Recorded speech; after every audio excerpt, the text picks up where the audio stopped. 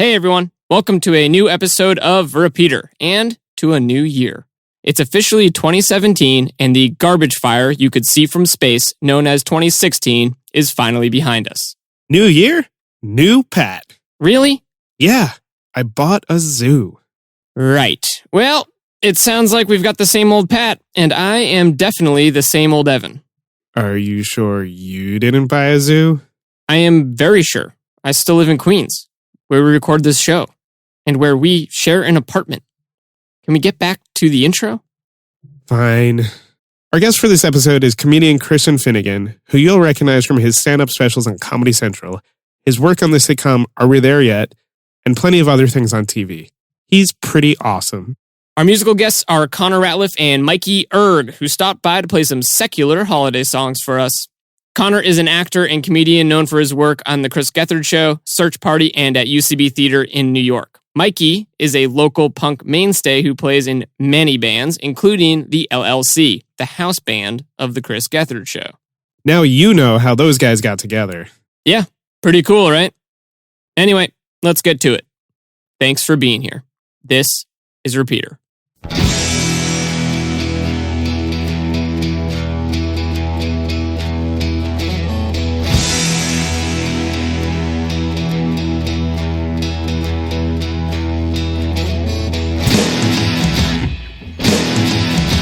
But right now, let's welcome to the stage our guest for the night.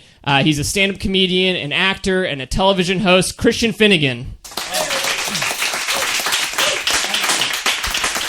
Yes. Thank you. Thank you, gentlemen. Hi, everybody. How are you? Hello. Hi. Welcome to the show. It is a genuine pleasure to be here. Ooh. That sounded sarcastic. It didn't mean to be. It's just the way it comes across when it comes out of my mouth. Yeah.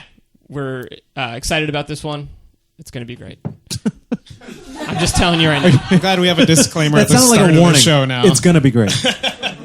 But to kick things off, welcome. And we want to talk about some new music, or at least music that is current in our lives. And why don't we have Pat start? Oh, what a surprise. I've been listening to Sharon Jones' Christmas album. It is so good. It was my introduction to Sharon Jones. It's also a great holiday album. It's a Christmas album, but it starts off with a song called 8 Days of Hanukkah, which is stuck in my head, and it's real good. Yeah. And she, Sharon Jones, if y'all don't know, passed last month. Very sad, but I would say a very nice way to remember her this holiday season would be to listen to that album a lot. And her entire discography, even. Yeah, that works. I've been listening to two albums a lot lately. One of them is Childish Gambino's new album. It is called, I wrote this down, Awaken My Love. Awaken My Love. It's really good. And Pat seems to be listening to it as well, judging by his... I've only read about it. Oh, okay. And the other one I've been listening to a lot is an album by, the only album by Power Bottom. Very good. It's called Ugly Cherries. I don't know if you guys know Power Bottom, but they are... No vowels in the name, right? No vowels. Yeah, P-W-R-B-T-T-M. All caps. They are very good. They're a duo, I believe, formerly a trio, and they kick ass. West Texas, in particular, is a song that I think is really great and that everyone here would love. I love the idea of a band called Power Bottom playing in West Texas. I'm sure that would go over well. Don't imagine that going well over there. No. But yeah, they're fantastic. Christian? Well, it's the end of the year, so of course I've been scouring through everyone's end of the year lists and stuff like that, and so I always feel like there's this just rush late November and December of just me buying crap, and I don't even get to listen to it really until January, February. But I have been kind of obsessed lately with this band Pine Grove. They're the dude's like, I don't know, 22 and makes me want to kill myself, but. I mean, it's a band, but it's clearly like a one guy thing. Yeah. It's hard. It's one of those bands, that it's hard to explain what's good about it. It kind of reminds me a little bit of Heat Miser, which was Elliott Smith's band before he went solo. But just great just pop songwriting, but like rock pop songwriting, but just really wise beyond its years, and just every hook is great, and then there's a new Chavez song that kind of came. Chavez was a band in the 90s that I was obsessed with, and just after 16 years, they just put out one random song about a month ago, which I've probably listened to 1,000 times. So wow, they're really not very coming interesting, back into but it. trust me, Google it. Awesome. What song did you want to talk about tonight? Well, when you asked me to do the show, I am always looking for ways to waste time, and especially music related. Like if anybody asks, like, "Hey, what's a good song to go to the post office to?" Well, allow me to spend 9 hours making a great post office playlist for you. And so you asked me to pick a song. I think I sent you like 15. Oh, it was great. I sent a long list of songs. The one I think we ended up settling on was "All Grown Up" by Elvis Costello, which Elvis Costello is one of my what I refer to as 50 plus artists, which I have 5 of, which are artists that I love at least 50 of their songs. Which in 40% of them died this year. No, it's Elvis Costello, Bowie, Prince, the Beatles, and Stevie Wonder are like the 5 that there are at least 50 songs that I genuinely love, not just like. And I think the reason I picked, I don't know why I picked All Grown Up. I guess it's because you know how there are songs that you love, but then there are songs that you think of as your songs that you don't know anybody else who likes. It's a deep cut on what is kind of widely perceived to be one of his worst albums, which I love. And it's just kind of one of those things where you feel a sense of ownership over the song. Yeah. Let's listen to a little bit of it, and then we'll talk more about it. So if we could play some of that tune.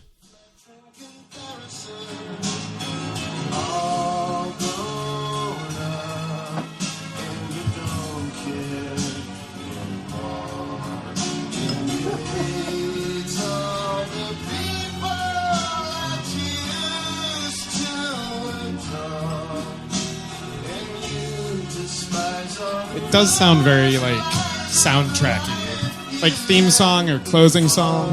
This feels like that feeling like when you'd have somebody in your car and you'd be like, "Dude, listen to this song," and then you'd be like, "Huh?" It's great, right? The difference is No, right here. No. Listen. Oh, I gotta put it back. Yeah. The difference is we have a friend that'll actually fade it out for us. That's nice. That's probably enough. We can bring it down. That's great. Thank you. One awesome. Perfect fade. Thank you. One thing I thought of before we get back into it mostly, but it's like at the very beginning, it's got this kind of orchestral feel to it, and it actually felt very holiday-y listening to it amongst Christmas music, Yeah, it's interesting. Like, it was definitely, if you know anything or care at all about the life and career of Elvis Costello, it was the second album that it wasn't Elvis Costello and the Attractions. It was like when he went away. It was the first Elvis Costello album that I got into. I mean, I grew up, I'm 100 years old, so there were classic rock radio stations that I would hear, Pump It Up or Watching the Detectives or whatever, but I didn't really have any personal connection. And this song came out when I was in high school, and for some reason, this album just really got me. And the dude who produced the album is this guy named Mitchell Froom, who was kind of he had a lot of work in the 90s, but it was very like kitchen sinky, and he like a lot of arrangements and a lot of weird instrumentation and things like that. And not everybody dug that, but I got into it.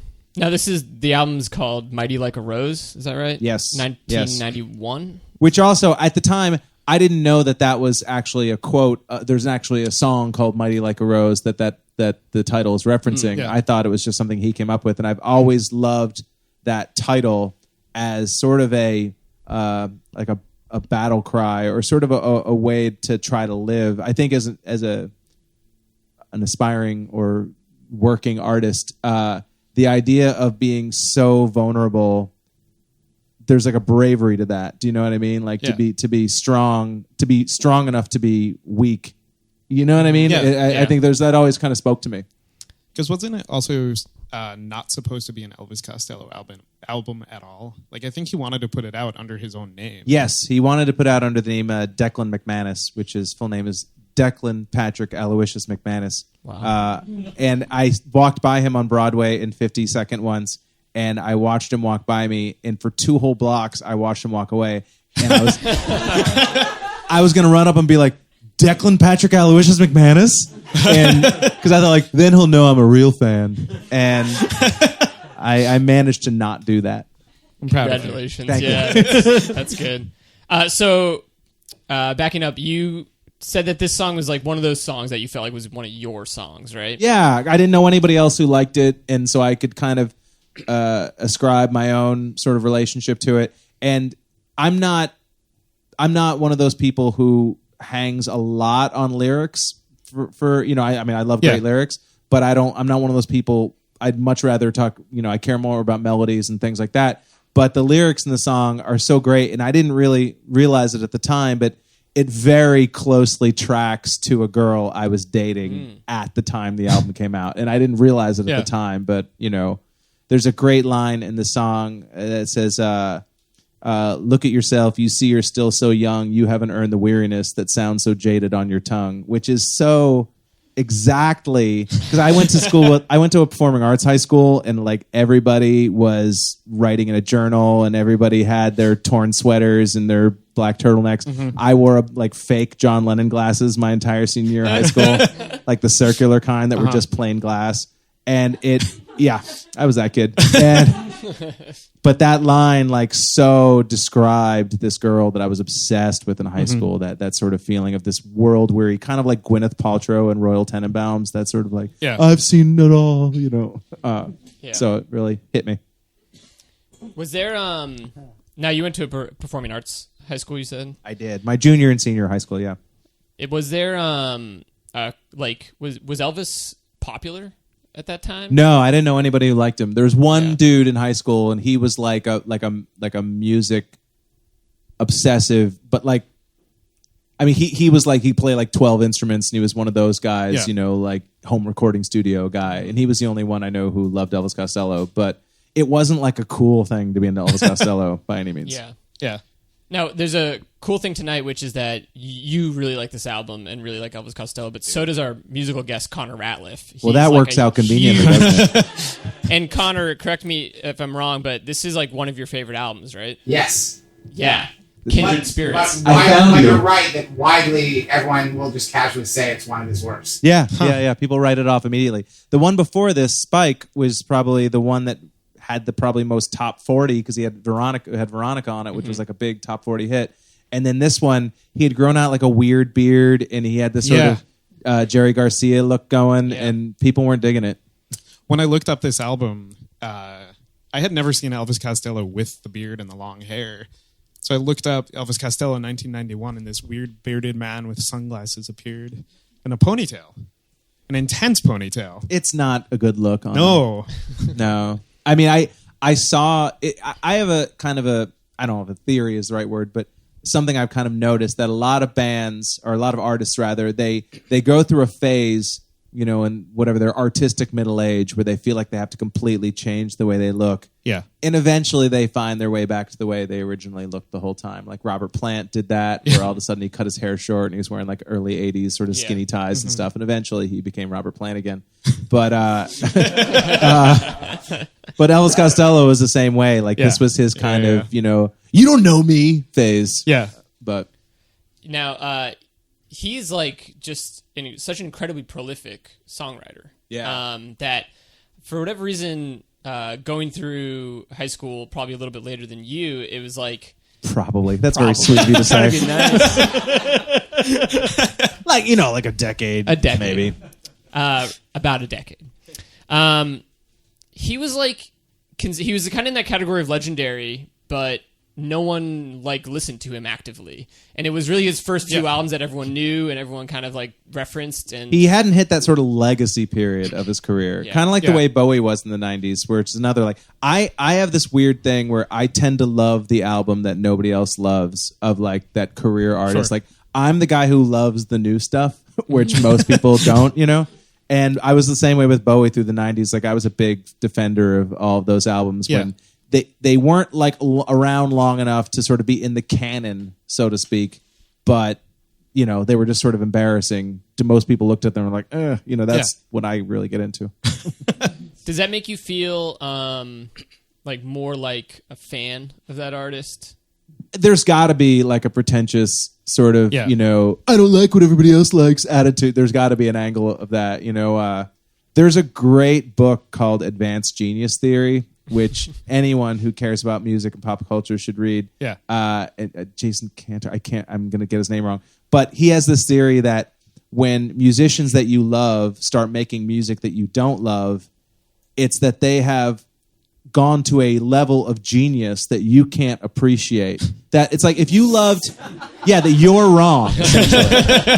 That like if you loved, I'm trying to think of what a good example is. If you loved Bob Dylan when he put up Blonde on Blonde, and then he starts putting out albums that you don't like. Well, you already agreed that you love this guy and he's a genius, so maybe your brain just isn't able to sort of go to that level. And I guess I had a little bit of that in me, that sort of idea of like, oh man, you guys are just in for the scene. When the real music happens, you took off, But that's just pretense. I do think there's probably some level of also just supporting the guy through the music that might be weird. It might be music that's not accepted by everybody. And it's because it's an artist you like. I mean, I love the idea of sort of an artistic middle finger of somebody being like, yeah, I know this isn't going to work. Like, I know it's not going to sell. Like, I don't mean to keep going back to Bowie because but I remember I saw in the '90s Bowie toured with Nine Inch Nails. Yeah, and I went to see it, and Nine Inch Nails was huge at the time, and Bowie couldn't have been lamer. It was like he could not. He was at like his nadir, popularly, but because Trent Reznor was such a Bowie fan, he demanded that Bowie headlined. And halfway through the show, and they even blended it that like Nine Inch Nails did their set, and then Bowie came on, and they did like 5 or 6 songs together, basically as a way to like, please don't leave. Like essentially, it was what they were doing, rather than do an intermission. And still, like all the 15-year-olds who had the "I want to fuck you like an animal" T-shirts, they all took off. But he didn't care, and I always admire that. Yeah, that's awesome. Yeah, that reminds me of I feel like Neil Young has a big history of kind of not giving a shit about what people care. But to, musically bad consequences and a lot. Oh yeah. Your hit rate is going to be very low. Yeah. Do you know the Neil Young album Trans? That's the one that's like super electronic. Yeah, right? yeah. Like Neil Young put out like a Kraftwerk album in like the early '90s. I mean, there's no other way to describe it. It's like all like vocoder and like synthesizers and stuff. And it's just like, who wanted that? Nobody. Yeah, I can't remember the name of the album, but he put out like a rockabilly album in the mid to late '80s, I think, too. I don't even know. I mean, it's straight up like all pink on the cover. He's wearing like white wing shoes, and got his hair slicked back, and it's like a rockabilly album. It's the craziest thing. But then after years and years and years, I think in the early 2000s, he put out, is it called Glendale? Was like this. I'm not a huge. He put out a rock opera that was great, and toured it and like played the full narrative of it, and it was just one of those things where he was on classic rock radio stations, but then all of a sudden he was relevant again musically, and I mean it was a good album. Yeah, I mean I think a lot of us, we love songs not only because they're great songs, but because we are reminded of the period in our lives when they came out, and so obviously those years between, say, 13 and 25, which are the most memory-packed years of anyone's life, you're going to instinctively want to gravitate back to that music that you were listening to then. But that's not something I feel like I want to hang on the artist, him or herself. Do you know what I mean? Yeah, that sure, it's like, I was going to say Prince as if he hadn't passed away, but it's like, Prince could put out 20 fucking terrible albums. It doesn't make Purple Rain any less awesome. You know what I mean? Like, I don't understand this idea of like, oh, they're ruining their legacy. Fuck you. That's your limitation, not them, Yeah, exactly. And like going back to that, like 13, the music that then, there was somebody I knew that a band had put out one album that was, pretty well known. And then the second album came out, and some bands, the second album's not great, and that just happens. But he so vehemently hated this album that he emailed the singer of the band. We were like 15, and he was like, "You suck, and here's all of the reasons why you have ruined my life and retroactively ruined that previous album." And all I remember is the guy replying and just being like, "Hey, like, I'm sorry you don't like it, but I wasn't even in the band for the first album, so like."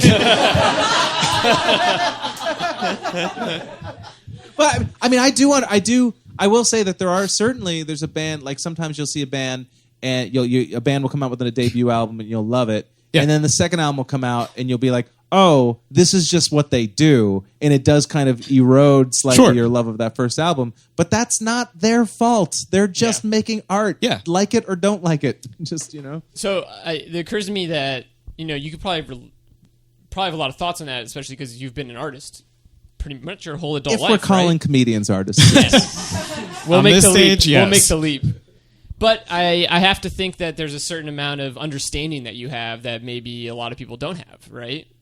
Well, I hope so. I mean, I'd like to think that there is an empathy that you develop when you are working in a creative field that carries through. But at the end of the day, it's just, I don't know how to explain it exactly, but there's I hate to use Star Wars as an analogy, but it's like there's a force out there. There's a river of fucking artistic perfection that artists can sometimes tap into. Yeah. And sometimes you just get lucky. You come up with the perfect combination of notes, the perfect song, the perfect arrangement, the perfect production. Yeah. And when that happens, you should just be happy that it exists and not be upset that, oh, well, album 3 and album 4 weren't as awesome, and if you can find someone who can do that more than, like, if you find an artist that can come out with more than 5 great songs, that's to be cherished, I think, Yeah. I don't think it's my job to sort of get mad at an artist for not maintaining some arbitrary standard that I set when I was 15. Yeah. This is probably a misappropriated quote, but Willie Nelson has, as far as I know, some quote about, people ask him how he's written so many songs and he has such a long career. And he said it was like there's just a river of music that's up there, and I just pluck out these little pieces of it, and if I get lucky, I pick the right ones, Yeah.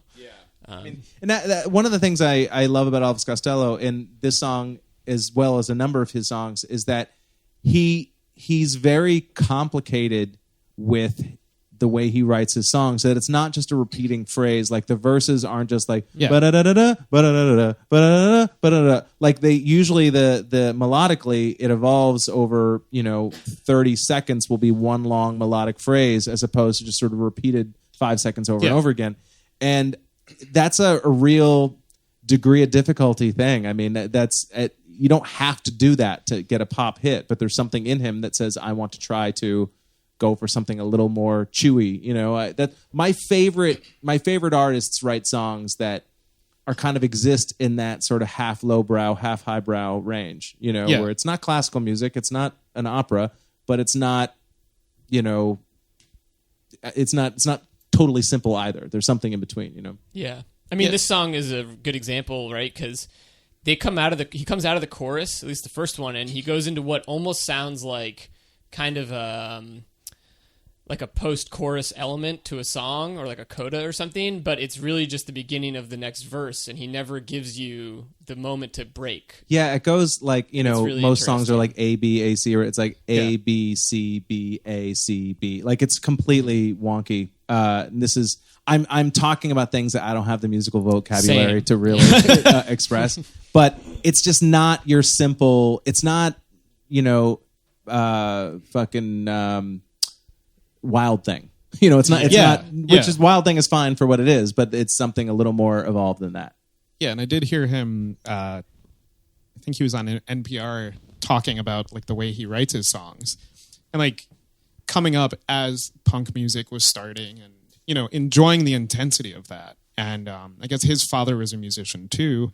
And they would play like the first they were playing like dance music on guitar, so like stuff that ended up turning into ska music and stuff.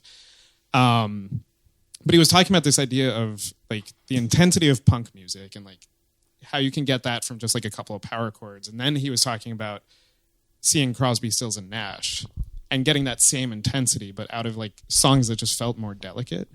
And I think that's the thing that, because I hadn't really ever listened to Elvis Costello, and you know, going back and like going into it and like diving deep, it's like, yeah, some of the songs can be. I'll make you a playlist.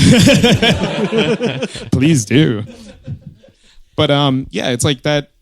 The fact that you can grab also not only like good songs, but like intensity out of places that are,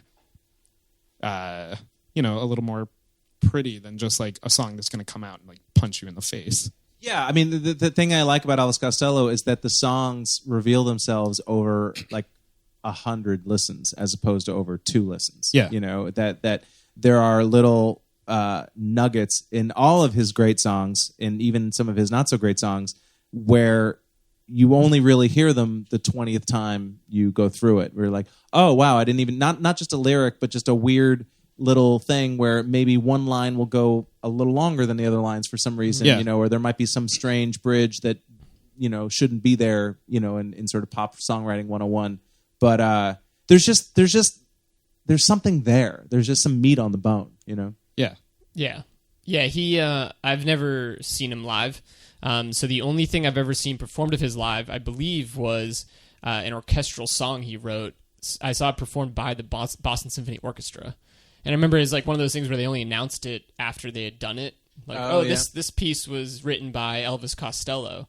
And I think I must have been like 20, and it kind of blew my mind because I didn't know that he could do that.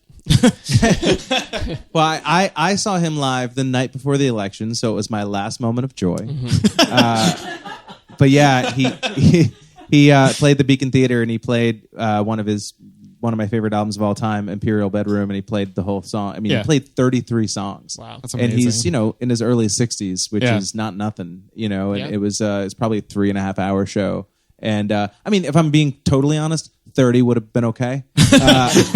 Like once you get past the 2.5-hour mark, you know, that thing with Springsteen too is just kind of like, all right, you know, got babysitter.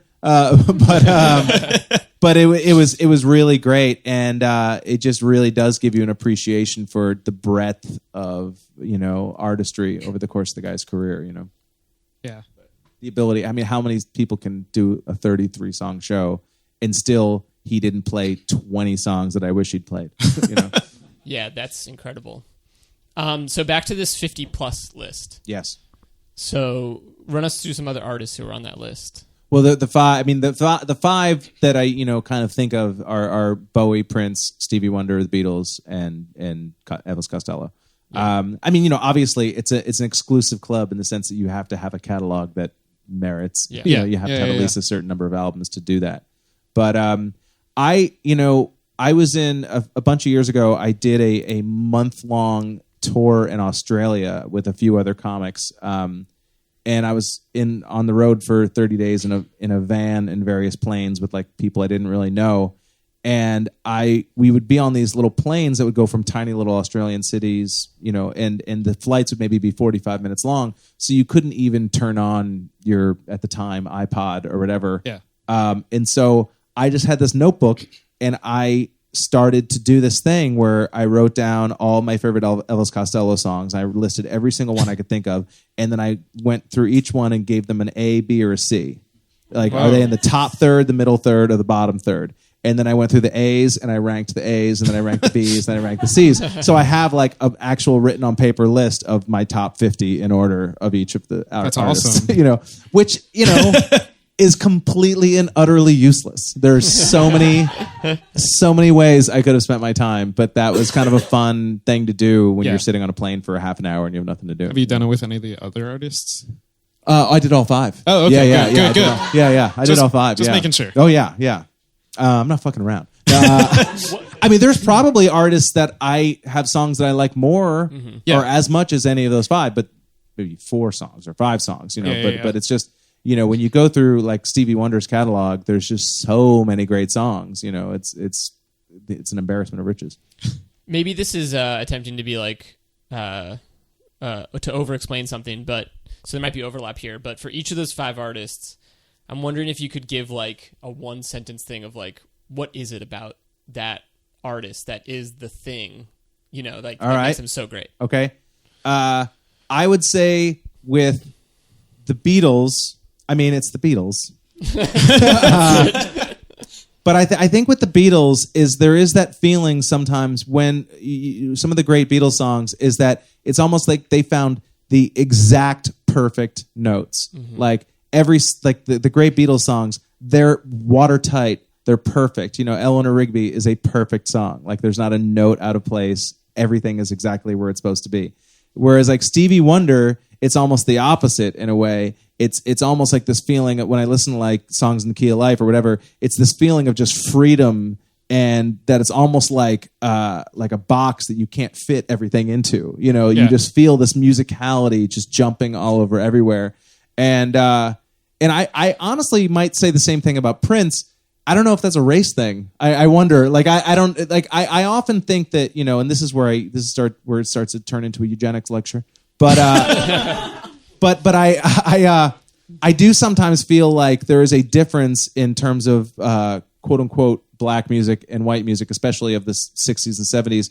It's almost like a width as opposed to depth thing. Not that one is better than the other, but there is like the great white songwriters of the 60s and 70s. It's almost like they isolate this sort of very airtight, perfect melody, whereas like a lot of the great black songwriters make you realize just how much possibility there is, and it's almost a slightly different impulse. I'm talking slightly out my ass here.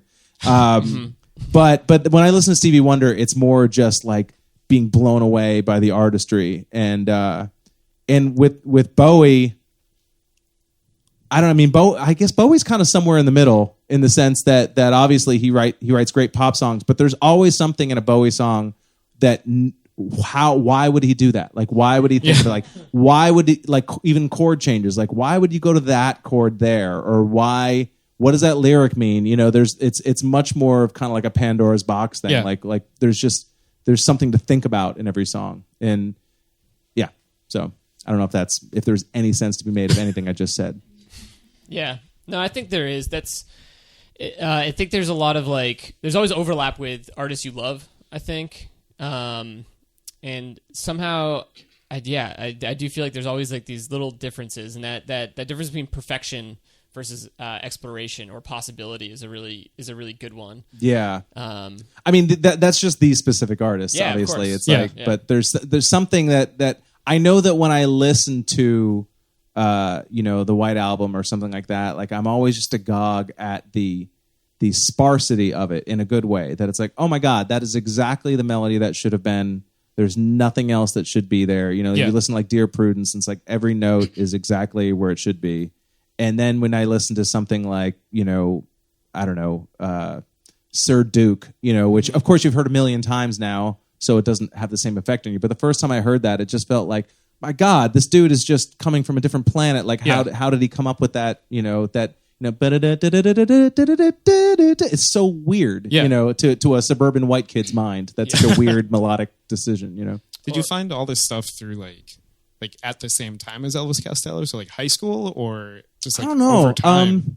I would say later. Yeah. I was into like metal when I was a kid. Like I was hair metal. I was in a hair metal band in junior high, and we played like Dokken covers and stuff. So what was the band's name? Fallout. Nice.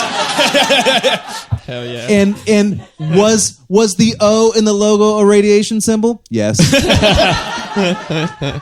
We rocked the Acton Boxborough RJ Gray Junior High School dance. Nice. Yeah, it was awkward. I was the lead singer, and I had to bring all the songs down an octave because, in the 80s, like all the metal songs were like, and I would always have to be like, more than a feeling. Like it was very, we weren't good. God, yeah. I'm sure you were one of infinite numbers of those bands that were not good. Yeah. Back to the Stevie Wonder song I thought of was I Believe. And how, like, at the end of that song, he starts to show you what he could really do with the song, and it just fades out. Yeah, Like, yeah, it's it like- does get weird. Yeah, it But starts to- it's almost my favorite part of the song, and you get it for the least amount of time. yeah. Well, and it's like Stevie Wonder, lyrically, you're not going to get much out of. Honestly, it's like they're not particularly great lyrics in my mind, but just overflowing with just musical ideas, just constantly, just you always get the feeling. It's kind of like when you see like Steph Curry play basketball or whatever, and you're like, this dude could do anything at any moment, and nobody can do anything fucking about it, and it's just. And you see Stevie Wonder, the dude now, you see him now, and it's just like his instrument is just so out of fucking control, and his just ability to obviously it's not improvised, it's all written, but the freedom he seems to have, I always admire, whereas I always feel like, Paul McCartney probably, really bangs out every fucking note. Yeah. What's it like for you being a music fan in like 2016, maybe versus, I guess high school or college? I mean, I think obviously what you're talking about with memory and how you like associate songs is super different, but also just, I don't know, kind of the ritual of it or the habit of it. 'Cause I feel like that's changed a lot in recent years. It has completely changed, and of course, I don't like it as much. But it's not up to me. It's not my decision. I'm sure that, I have memories of sitting with I would take one of my mom's crappy Mozart's Greatest Hits tapes that she got off of, K-Tel or whatever. And you get these cassette tapes and you would stick little wads of paper in the top little holes so that you could record over them. Mm-hmm. That was a thing that you did. You have a little tape recorder. And so I would make mixtapes just that were over just whatever cassette tapes I'd find around my house. And I would sit in front of the radio and just wait for songs I liked, and then I would tape them. And so the beginnings of the songs would always have like DJs talking over them. Yeah. And that to me was a really powerful like connection to music, because I actually had to there were actual hours involved. There was time spent trying to capture this music that was just out there. And a person who's young today doesn't have that same relationship, but I'd feel like such a cranky old twat, for lack of a better word, just to say that their experience is worse or better than mine. It's just different, everyone kind of comes to it with what's available at the time. But I do think that there is a value missing to music when you can stream everything. I do think that it's hard to really get wrapped up in a song when it's available to you at all times. There's something special. And also, I don't think songs as well as I know personally. Granted, I'm older now, but the songs I loved when I was in my teens, I know every note of, because if you were in the car, you had to actually take the CD out and put another one in. And a lot of times it was just easier to just let that same CD play. And so you would hear those songs over and over again, And now it's like, even when iPods came out 10 years ago or whatever, how often do you actually hear the last 20 seconds of a song at this point? Like even a song that you love, like once you get to the part, ending, so you just bump it to the next one, And so it's certainly a different relationship now, but I of course, I think it's worse, but I'm not going to say so. I used to record to a cassette tape for my station wagon. And so I would have the same thing with the DJ talking over stuff. But I always not enjoyed, but there were certain songs that I never knew the end to. Because there was enough room on the tape to record part of a song. Then the tape would end and the song was still going. So just never knew. Or when they censored the lyrics of a song. So you'd get a bleep or I remember in Kid Rock's Ba Wata Ba. I think we all have our Ba Wata Ba memories. But they censored, I don't know, Kid Rock being a badass by doing a record scratch and having it say radio edit. And I love that. That's the cool way of censoring. Yeah. We're totally censoring this. I think that's the only thing I remember about that song, though.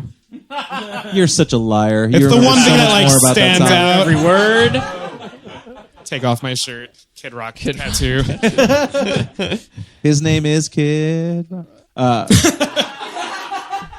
Yeah, I mean that's what it feels impossible to separate out this difference of like being beyond the age where I'm gonna engage so hard with the songs that I care about, and how media has changed. Like it feels really hard to separate those things out.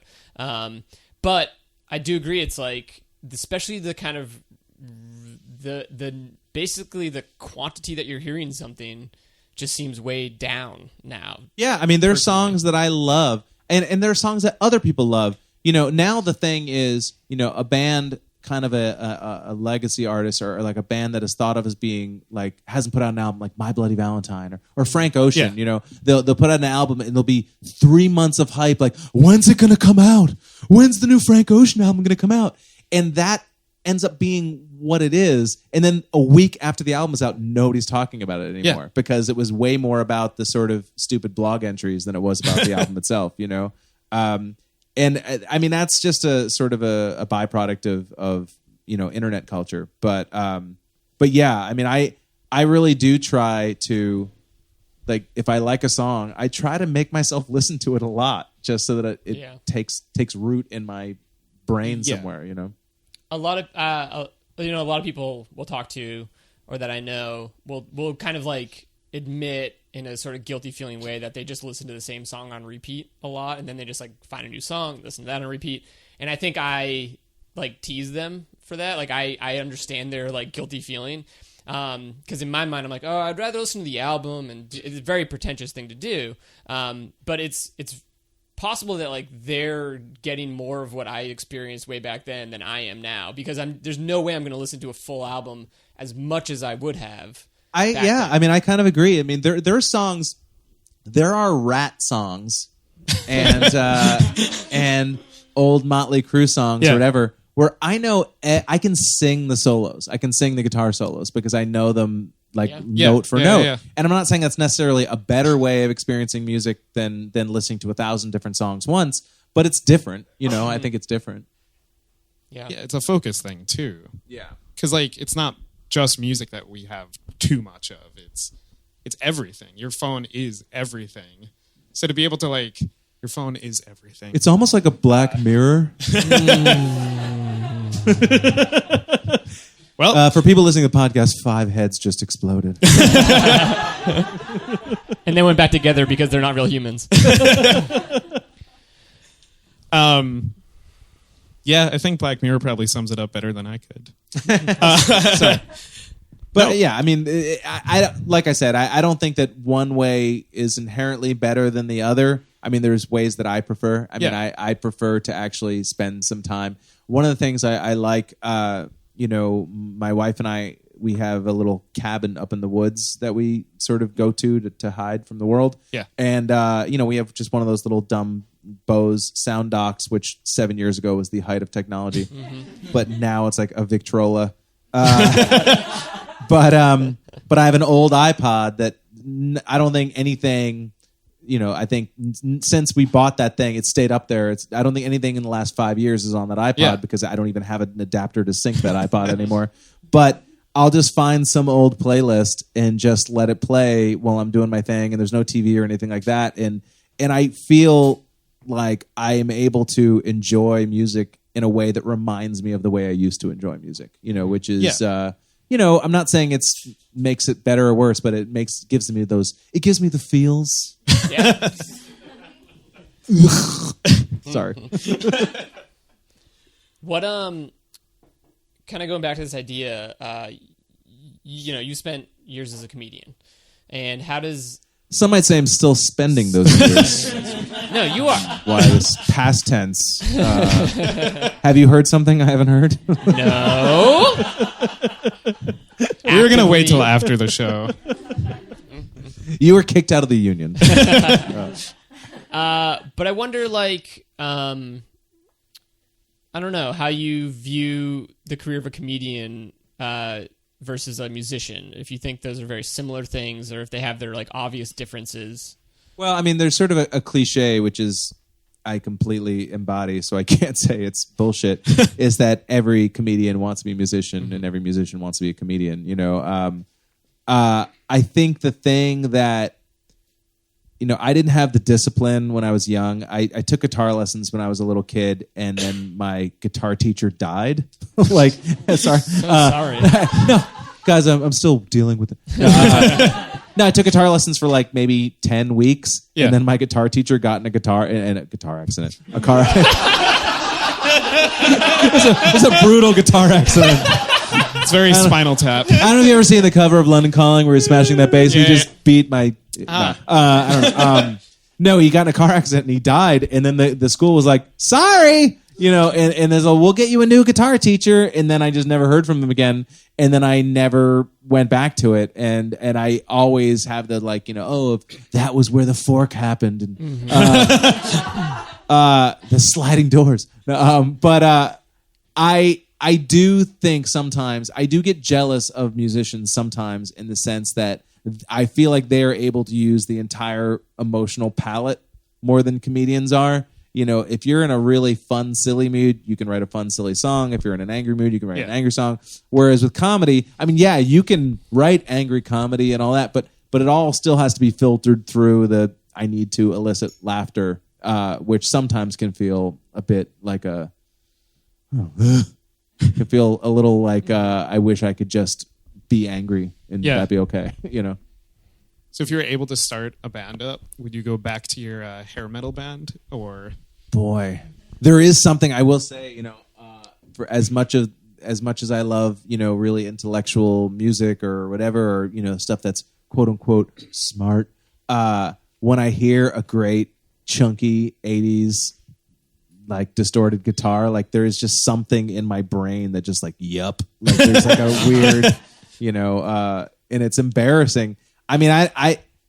I don't think that I don't like it when people say, I used to do a music podcast and I was interviewing a guy once about guilty pleasures, and he's a very smart dude. He wrote this book on MTV, which is fucking great, called I Want My MTV, which is being turned into a movie. But he said that he didn't believe in guilty pleasures, and I understand a lot of people feel like that. Like if you like it, you shouldn't be ashamed of it. And I do believe in guilty pleasures because I believe that there is that sort of weird gap between like who you were and who you want to be, who you are and who you want to be. And there's some of that music that falls in between. It's like, man, this does not define the person I want to be at all, but man, it's doing something to me. And so I get that. I still listen to a lot of, I'll put on Journey's greatest hits and, and really feel it in a way that maybe I wouldn't feel an Elvis Costello song, Yeah. It's a different part of my brain. Yeah. That is like a purely pleasure-seeking part of your brain. Yeah, it's just like, it's the equivalent of just a Big Mac or a slice of pizza. It just feels fucking perfect. It's so bad, but it's so good, Yeah. Yeah. Well, Christian, thank you so much for talking to us. Thank you for having me. Give it up for me.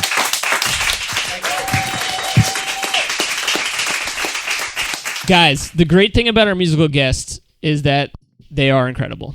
So please welcome those two gentlemen to the stage. To listen to Connor Ratliff and Mikey Erg cover All Grown Up, pause this episode and head over to repeater.show where you can stream that shit. Or you can wait until after the episode. Whatever floats your boat. Let's imagine you just listened to it. Wow, what a cover. Connor put so much love into that rendition. You can really tell he's a fan. And now here are Connor and Mikey with some secular holiday songs.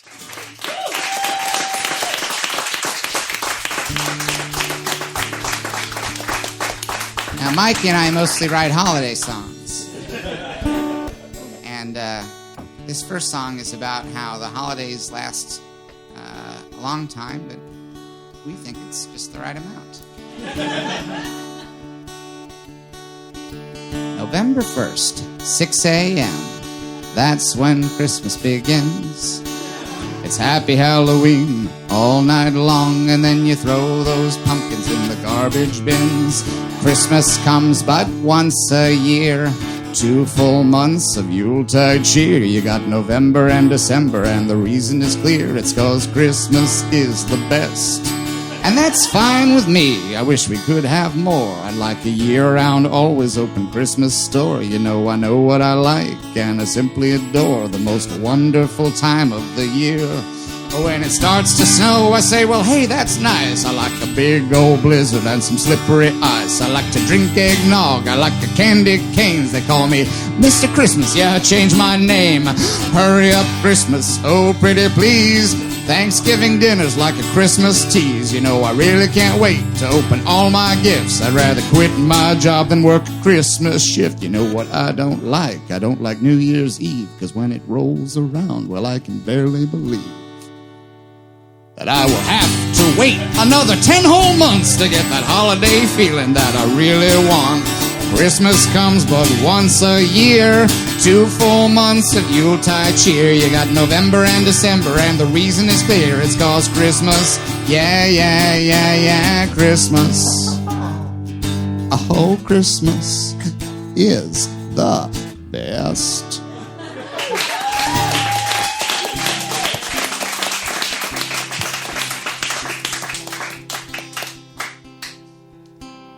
It's Christmas, and no one wants me today.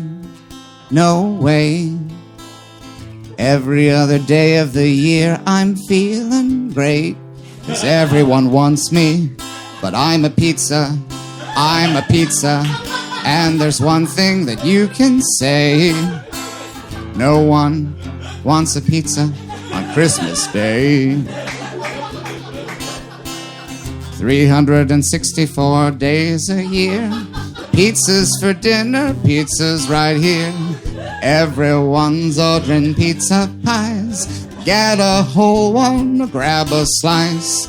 But when Jesus has his birthday, that's when pizzas have their worst day, 'cause no one wants a pizza on Christmas Day. No, no one wants a pizza on Christmas Day, and I'm a pizza.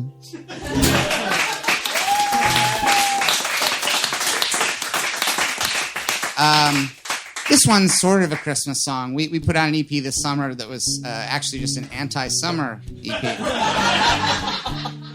But I think it's appropriate. Standing in the sunshine, sweating like a dog, Shelley turns to Jimmy, says, do you want to take a walk?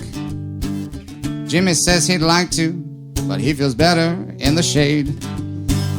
Shelley turns to Jimmy, says, let's go get some lemonade. And so he follows her. His skin is burning red, bright as it can be outside. He wishes he was dead. Shelley turns to look at him, and this is what he said: 3 or 4 showers a day, gotta keep changing my clothes. Why do you like summertime? Nobody knows. Summer isn't springtime, summer isn't fall, summer is not Christmas, and that's the saddest fact of all. Ain't no jingle bells, at least none that I can see. In fact, it's hot as hell, and that's no way to be. Shelley says, I love the sun, I love the way it burns, I love the way I sweat all day, I don't care who it hurts. I love the fire in the sky, the ocean levels rising. Summer takes what summer wants, never compromising. 3 or 4 showers a day, gotta keep changing my clothes. Why do you like summertime? Nobody knows. Summer isn't springtime, summer isn't fall, summer is not Christmas, and that's the saddest fact of all. Ain't no deck the halls, ain't no Christmas tree, just sweating fireballs, pain and misery. Jimmy says, I hate the sun, I hate the way it burns. I hope someday it goes away, I hope someday it learns that burning people isn't fun unless you are a sadist. I know you like the summer, Shelley, but you should know I hate this. Hello there, I am the sun. I like to burn people for fun. I'm no good for anyone. I am the sun, I am the sun. If you think that I am fun, then I think that you are dumb. All I want to do is burn you. All I want to do. 3 or 4 showers a day. Gotta keep changing my clothes. Why do you like summertime? Nobody knows. Summer isn't springtime. Summer isn't fall. Summer is not Christmas, and that's the saddest fact of all.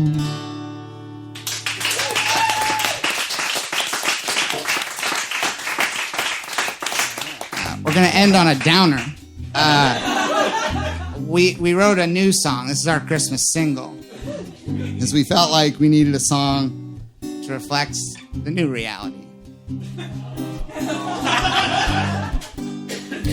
Because there wasn't one yet.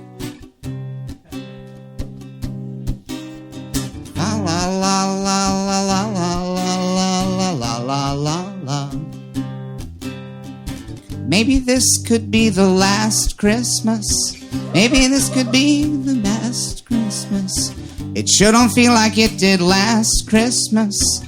Better than all the rest Christmas. Let's try to make it not the worst Christmas. Right now it's feeling like a cursed Christmas. But who knows? No one knows. Who knows? Many people are saying that maybe we will not see Christmas next year. Not see Christmas.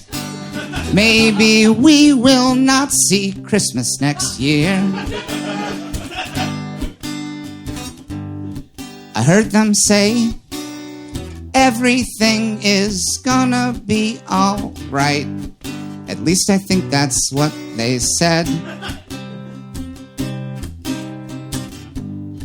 Go ahead, cook the Christmas goose, step aside and make a miracle great again.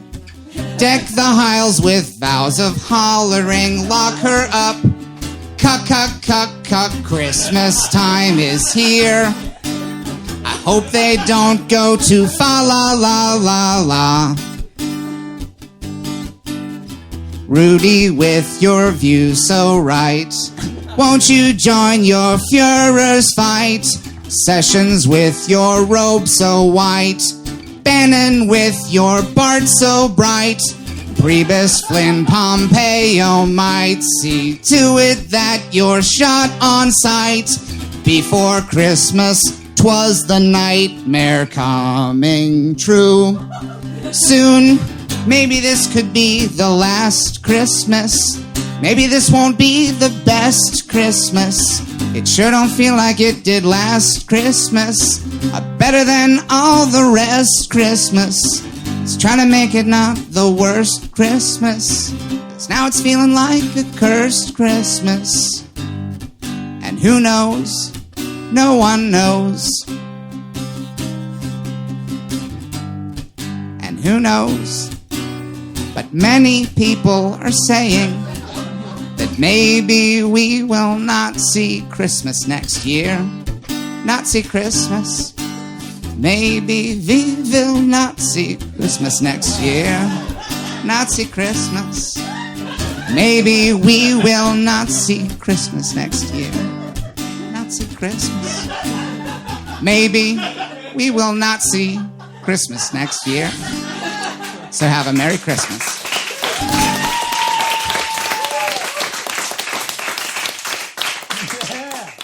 Christian Finnegan is one of the nicest guys in the world, and we highly suggest you keep up to date with everything that's going on in his world by checking out his website, christianfinnegan.com, or by following him on Twitter at ChristFinnegan. And if you're in NYC, going to see his show New Release Day, which happens on the 4th Monday of every month at QED in Astoria, a place we like a lot. You can listen to all of Connor and Mikey's seasonal tunes at connorratliff.mikeyerg.bandcamp.com.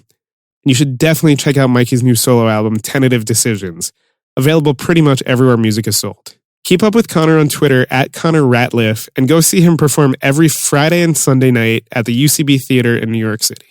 Well, that was an absolute joy. Christian is such a huge music nerd.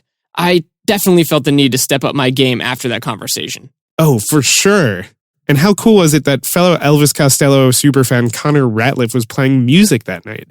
It couldn't have been a better match. And Mikey Erg, New York punker Mikey Erg, on our show. That was just the coolest. A secular Christmas miracle. Let us rejoice. Until next time, hit repeat. Evan, put a festive shirt on.